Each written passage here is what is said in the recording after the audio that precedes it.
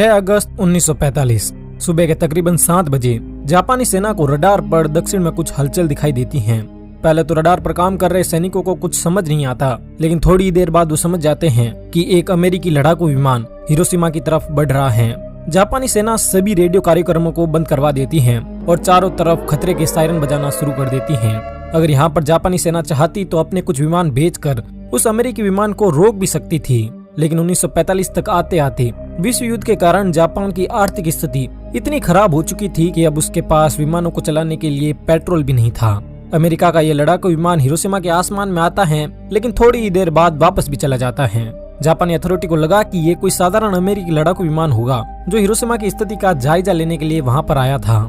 इस विमान के जाने के बाद जापानियों को लगा कि अब खतरा टल चुका है, इसलिए खतरे के सायरन बंद कर दिए जाते हैं। इस समय जापान अपने सबसे बुरे दौर से गुजर रहा था। इस वक्त द्वितीय विश्व युद्ध चल रहा था और जापान इटली और जर्मनी के साथ मिलकर मित्र राष्ट्रों के खिलाफ लड़ रहा था। जापान के दोनों साथी हार चुके थे, लेकिन जापान अब भी हार मानने को तैयार नहीं था।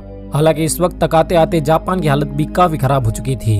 जापान में खाने पीने की कमी हो चुकी थी, लोग भूख से मर रहे थे, दुकानों में राशन खत्म हो चुका था, पेट्रोल के भाव आसमान छू रहे थे। एक आम जापानी नागरिक की आर्थिक स्थिति इतनी खराब हो गई थी कि जापान की सड़कों पर अब कोई भी पर्सनल कार नहीं दिखती। सड़कों पर चारों तरफ बस पैदल चलते लोग और मिलिट्री व्हीकल ही दिखाई देती। 6 अगस्त 1945 की उस सुबह जब अमेरिका का वो लड़ाकू विमान हिरोशिमा के आसमान से वापस चला गया, तो जापानी सेना को लगा कि वो विमान युद्ध की स्थिति का जायजा लेने आया होगा। जापानी अधिकारियों का ये अनुमान सही भी था, लेकिन उन्हें नहीं पता था कि विमान युद्ध की स्थिति का नहीं बल्कि मौसम का जायजा लेने आया था। विमान जब वापस लौट जाता है तो जापानी अधिकारी चैन की सांस लेते हैं, लेकिन थोड़ी ही देर बाद सुबह के तकरीबन 8 बजे दक्षिण से एक और विमान आता है। जापानी सेना इस विमान को भी रोक सकती थी, लेकिन उन्हें लगा कि ये विमान भी पहले की तरह बस स्थिति का जायजा लेने आया होगा। पर उन्हें क्या पता था कि ये विमान उनकी मौत का फरमान लेकर आया था। जापान की तरफ बढ़ रहा ये विमान एनोला गे नाम का एक बम वर्षक विमान था। इस विमान को मेजर थॉमस फेरे भी उड़ा रहे थे।